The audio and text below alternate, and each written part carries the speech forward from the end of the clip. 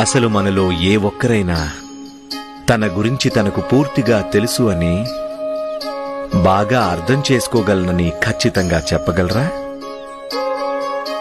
బహుశా లేదు. ఆలోచించండి. మనకు మన గురించి తెలుసుకునే సమర్థత లేనప్పుడు ఇక వేరే వ్యక్తిని అర్థం చేసుకుని అలా వెంటనే ఏదైనా అంచనా వేసే హక్కు మనకి ఎవరిచ్చారు? మీరే ఆలోచించండి.